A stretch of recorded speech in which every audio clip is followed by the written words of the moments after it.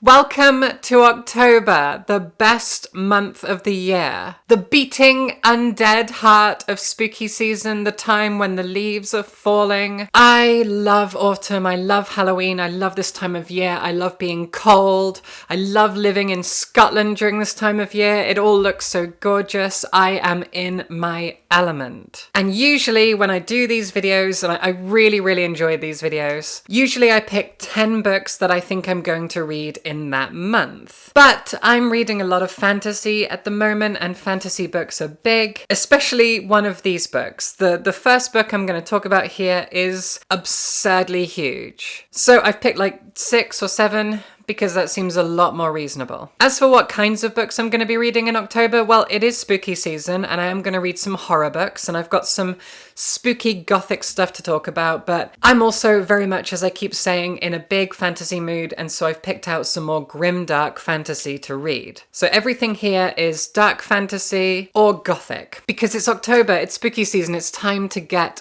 gothic. But some of these books are also very gay, and I'm very happy about that, because I'm starting to think I haven't read anything gay in a while. It's probably been like 3 books since I read anything gay. No, the last book I read was gay. Never mind, let's go. Now, as I just said, the first book that I'm reading in October, and I have already started it, is an absolutely colossal beast, and it's this thing. This is Alchemized by Sen-Lin Yu. It is a 1,000-page dark fantasy epic. And a lot of people watching this right now are going, hey, I know that, I know this person, I know this writer, I know all of this stuff. What the hell? What's going on here? I didn't know.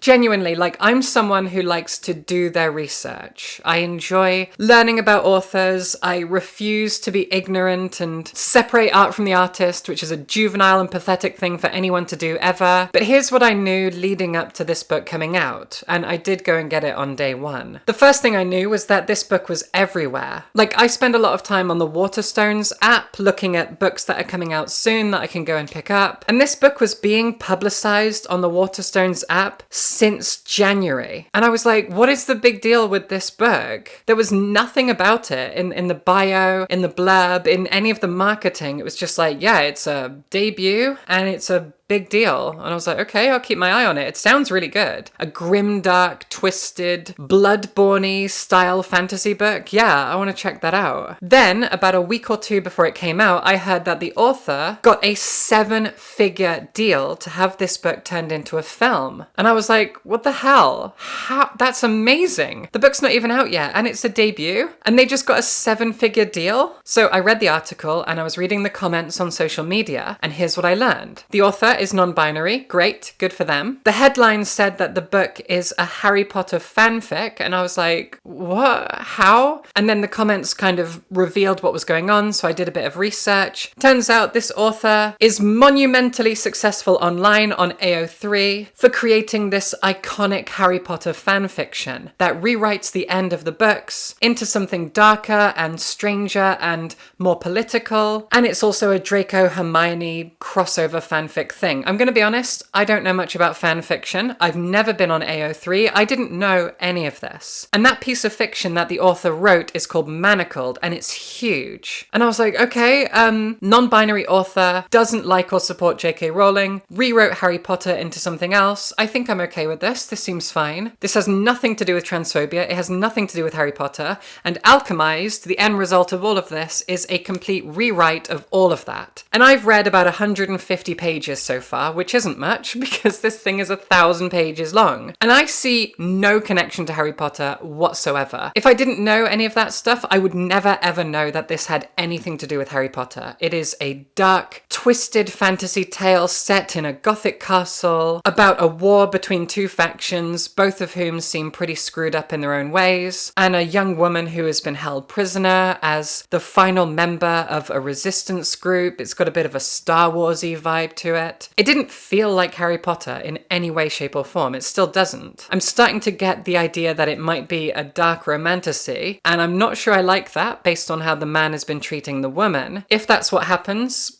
I'm not sure how I'll be feeling. That has nothing to do with Harry Potter though. I'm just worried that this is going to follow some of the toxic romantasy tropes that I hate so much and I'm so vocally opposed to. But I guess we'll see. We'll see how it goes. I'm really excited to do a video about it, but I wanted to be clear, as a transgender person who wishes only the worst for J.K. Rowling, I wanted to make it clear this author is queer, is non-binary, has nothing to do with JKR, does not like or support JKR as far as I understand it, and also grew up in a very oppressive religious household as well from the little bit of research that I did. Tell me if I'm missing anything in the comments, but I'm sure a lot of people saw this and went, whoa, what the hell, Willow's reading that? That's crazy, whatever, maybe. Or maybe I'm just bigging up my own ego. You might not care. You might not have a clue what I'm on about. Point is, I am just over 1/10 of the way through this colossal thing, and I'm enjoying it so far, but I'm a bit worried about the romantasy tropes. We'll see how it goes. Now, the time has finally come. I have been putting this off for like 3 or 4 years, and I don't know why. I'm finally going to read The Historian. This is a monumental occasion for me,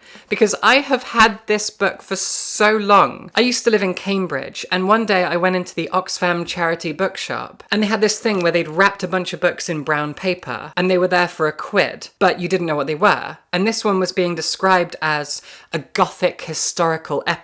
And I was like, I bet I've read it. I bet it's something I've already read, because I've read most books that could be described that way. But I took a chance, it only cost £1, and it was this. When I unwrapped it, I put it on social media, and people went crazy saying, yeah, this is really great. This is a very special book. And then like 4 years have gone by, and I haven't bloody read it. The amount of times I've mentioned that I'm going to read this book is gotten ridiculous. So this spooky season, I am finally reading The Historian. This is a Gothic historical novel by Elizabeth Kostova, and it is set in the world of Dracula, at least as far as I understand it. Late one night, exploring her father's library, a young woman finds an ancient book and a cache of yellowing letters addressed ominously to "My dear and unfortunate successor." Her discovery plunges her into a world she'd never dreamed of, a labyrinth where the secrets of her father's past and her mother's mysterious fate connect to an evil hidden in the depths of history. And all of the quotes and reviews and snippets on the back mention Dracula, so yeah, I think this is some kind of follow-up successor thing to Dracula, and God, I'm excited to finally read this thing. This is a second-hand copy that cost me £1, and it's been sitting on my TBR for years. I've moved house like once a year in the past 4 years, and every time I've brought this book with me and I've stared at it and I've said, I'm going to read you. I'm now going to read her. And here is another brand new book that randomly caught my eye, and I decided on a whim to check it out because I flicked through the first few pages and it captivated me. I was immediately enthralled. I was immediately emotionally entangled into what was going on in the prologue of this book, and I thought, yeah, I need to read this thing. Only to read about the author and find out that he's a former booktuber and he's got a huge following on social media, and he's written a bunch of gay romantasy books that I'd never heard of. And now Ben Alderson has written this, The Haunting of William Thorne. This is not a fantasy romance, it is a horror romance, and it's also wonderfully gay, and it caught my eye. I really am hoping for great things from this. After his partner Archie's death, William Thorne's world is shattered, leaving a void soon to be filled by an unexpected and bizarre inheritance, a deteriorating manor near the seemingly idyllic Stonewall.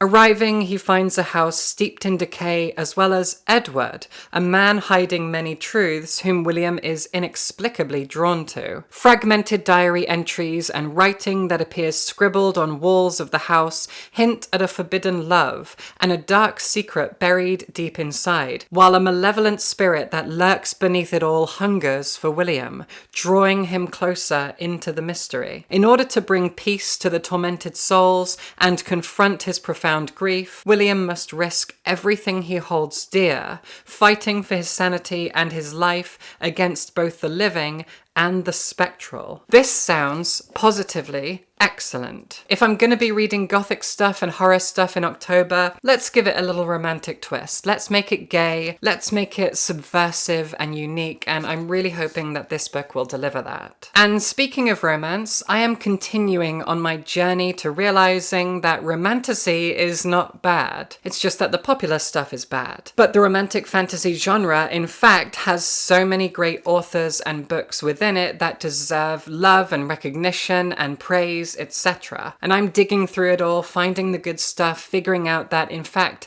this is a genre for me. I just have to be careful what authors I read and what themes and characters are explored within their books. And with all of that said, I am very much hoping that this is going to be another knockout romantasy book, especially with a cover like this one. I am obsessed with this cover. Look at it. Drink it in. A woman in a suit of armour. I'm not difficult to please. That's really all I want. Give me Chapel Roan dressed as Joan of Arc and I'm happy. And this is that. This is very much giving that. A woman in a suit of armour. That's my dream.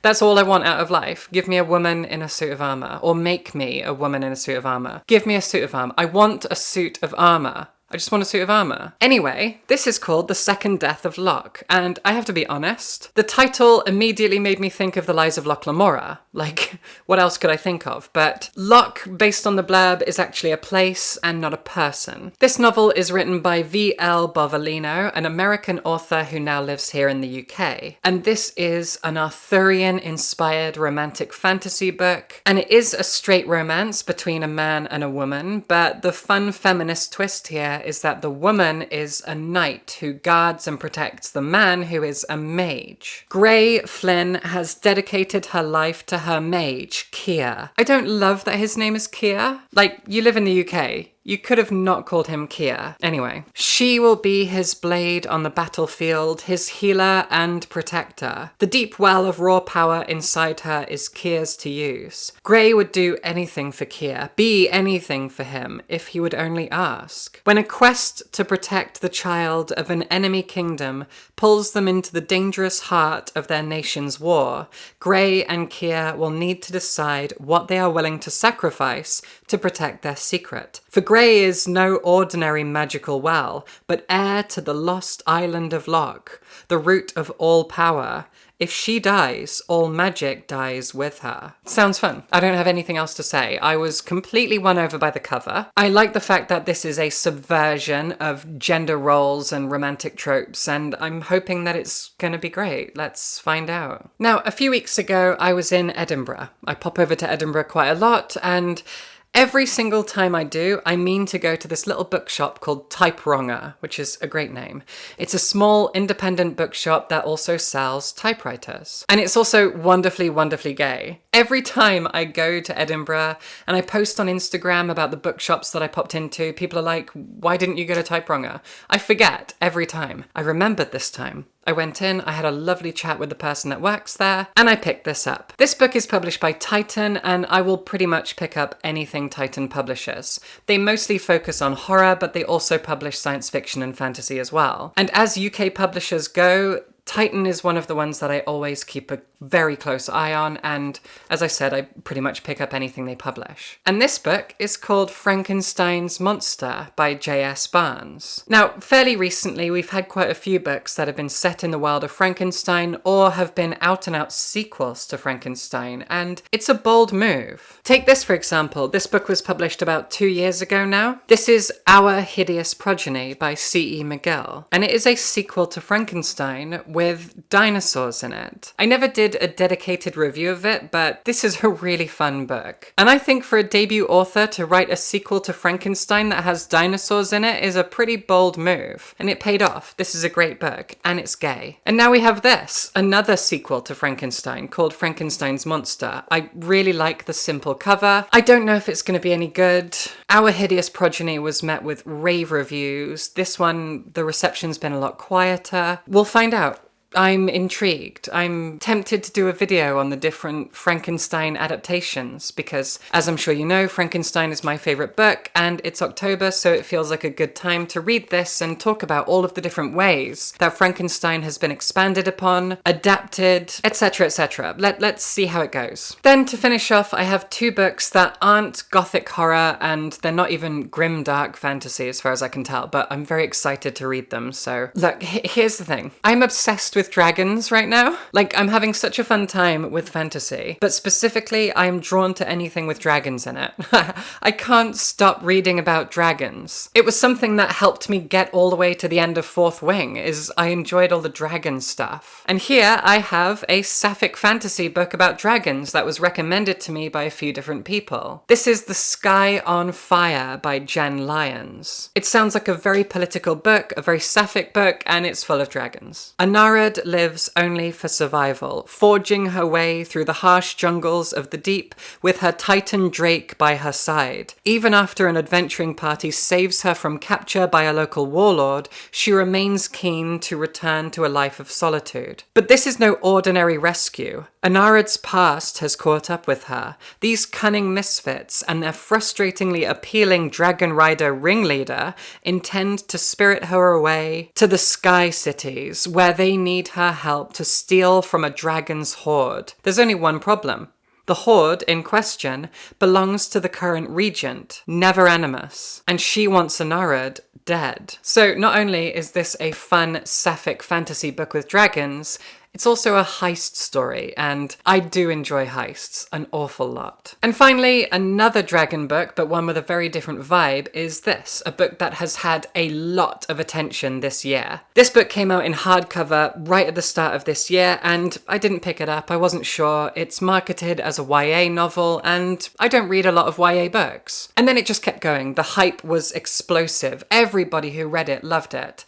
And then this paperback came along with these gorgeous sprayed edges, and I thought, okay, time to read it. This book is about dragons. It's an alternate history set in the early 20th century in London, and it's all about language and communication and dense political intrigue, but it's still a YA book, so it's going to be pretty easy to digest. London, 1923. Dragons soar through the skies and protests erupt on the street. But Vivian Featherswallow, that's a name, isn't worried. She's going to follow the rules and get an internship studying dragon languages. By midnight, Viv has started a civil war. With her parents arrested and her little sister missing, all the safety Viv has worked for is collapsing around her. So when a lifeline is offered in the form of a mysterious job, she grabs it. Arriving at Bletchley Park, Viv discovers that she has been recruited to uncover the secrets of a hidden dragon language. If she succeeds, she and her family can all go home again.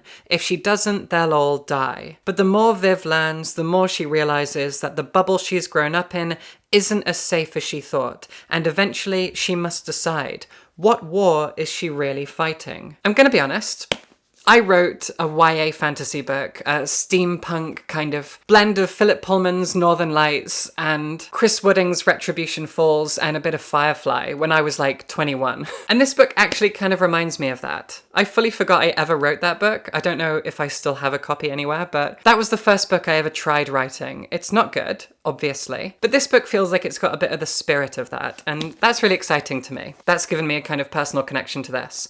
Outside of the fact that it's historical fantasy, it's about dragons, and it's about language, and it's about revolution. I'm a big fan of revolutions. That's going to put me on a list these days. Anyway, this is going to be good. I'm very, very sure of it. I'm sure I'm going to love this. Lots of people like it. It's had a huge, great hype response. I'm hoping for very good things. So, more dragons. Yay. Okay, that is everything that I'm going to read in October, probably. I'm definitely going to finish Alchemized and do a video about that. I'll probably do at least one video about Frankenstein because it's me and it's spooky season. I'm obsessed with dragons right now. I've got a few gay books to read and queering up fantasy, queering up horror. It's good stuff. So this is going to be a good month. These are looking to be some really fantastic books. Let me know what you're reading in October. Let me know if you're excited for spooky season. Tell me some good gothic and fantasy and horror recommendations, and join my Patreon if you can afford it. If you can support me, just $1 a month goes so far, so far. You keep this channel going. I'd be so grateful, and subscribe for books.